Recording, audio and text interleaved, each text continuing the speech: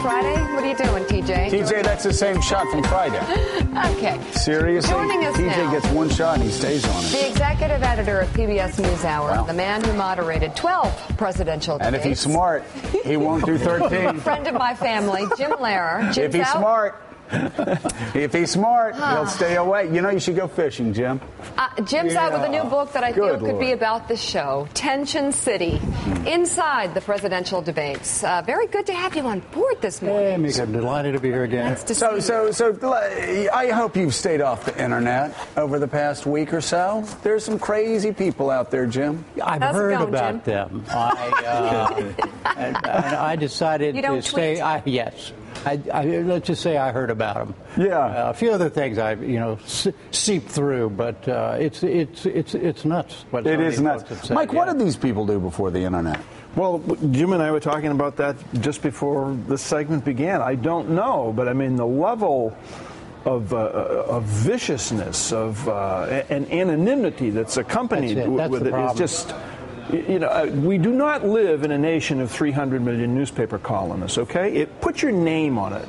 Yeah. If you're going to make a personal assault on someone's ethical bearing, professional bearing, or whatever, put your name on it. You know, the amazing It's anonymous. The amazing thing is, a week and a half ago, Republicans were calling me, a prostitute and this and that and the other because they were angry because we were tough on Romney.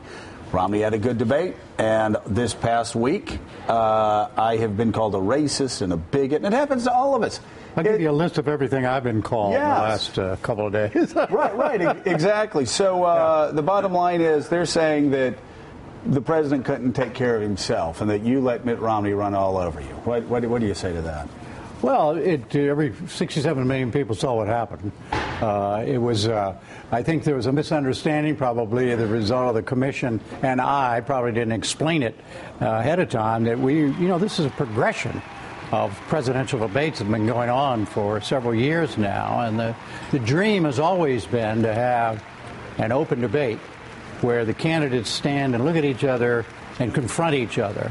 And that's what this was. Right. And that's exactly what happened. More of a Lincoln Douglas style debate than where we're going in debates Absolutely 2 and 3. right. Because the theory of the commission, and I agreed with this enthusiastically, is that if you don't have open presidential debates, what you have is a presidential campaign that is governed by canned stuff. Canned speeches, canned commercials, and here for the first time in American political history, you had an incumbent president of the United States on a stage being confronted by his opponent, and the idea, and they were talking about things that mattered, and yes, there was we went into it. I went into it at least fully prepared to just let it run, see if it would work. As long as they didn't start talking about baseball or something that was way off the mark, as long as they were talking about things that mattered, and that's exactly what I did. You said your job was to stay out of the way. Absolutely right.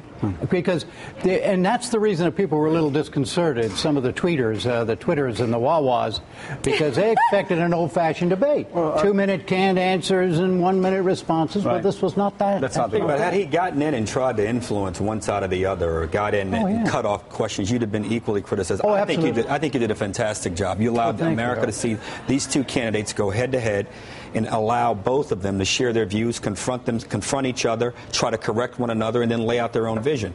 That's what all the debates should be like. Exactly, and that I'm hoping that they will be from this point on. I hope they use you again. No, it's not about me. It's about this format.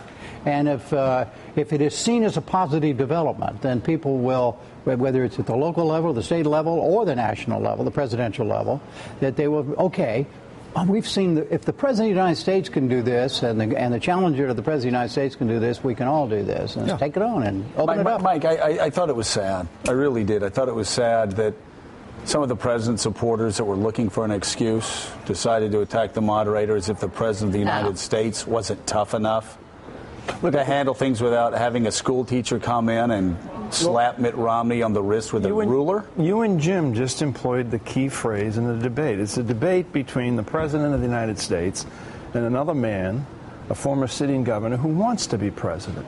That's the debate. That's it. The moderator's role is to stay out of the way. If the President of the United States didn't have the wherewithal, which he didn't the other night, to mention 47%, or to mention whatever aspect of Romney's candidacy he deemed important, it's not up to the moderator to say, Mr. President, do you want to jump in here with the 47%? What's that going to do to the moderator? He'd have been criticized had he done that. Anybody would have been. Sure. But I mean, skewed correctly, too. But the world, the culture that we live in now, it's not a news culture. If I sit here and say to you, Harold, there's been a great deal of misunderstanding about Mitt Romney, and it's probably Romney's own fault, but he's kind of a nice guy, you get lit up.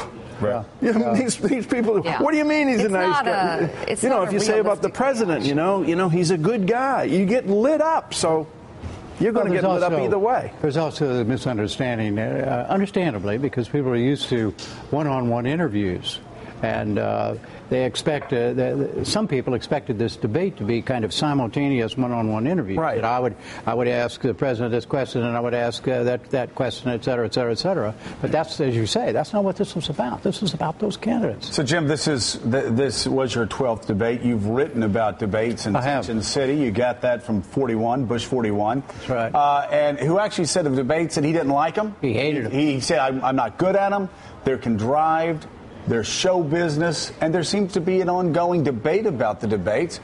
His own son, 43, said he likes them, that he thinks that you can figure out what people learn in it. So there is even a debate about whether these debates fulfill a useful purpose.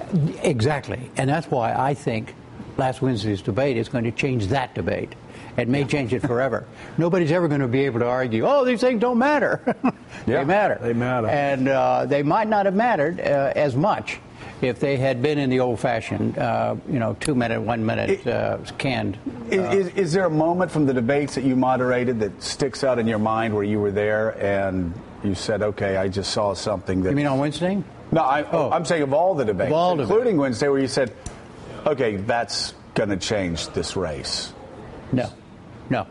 My mind is far, far away from things like that. It's not. I can't clutter my mind thinking about that sort of stuff. It's about trying to do what I'm supposed to do, which is and concentrating on my job and listening to what's going on and not judging them. When that debate was over, even Wednesday night, I wasn't sure what the result was and how it was going down. Because also remember, I'm sitting, from here to there. I'm sitting, from here to there, very close. This is being watched on a television screen by 67 million people. It's how it goes down with them that matters. And I'm the last one to judge. Hey, Billy Bob, whipped up on Sammy Sue. I mean, forget it. So I don't make judges like that. The book is Tension City, Inside the Presidential Debates. Jim Lehrer, great to have you back on the show. Delighted to be here. Thank you so much. Thank you. Great book, and be careful out there. Stay off the internet. Coming up next, our next guest spent more than a decade in hiding after Iran's Ayatollah issued a fatwa death threat against him. Salman Rushdie tells his story in a new memoir next on Morning Joe.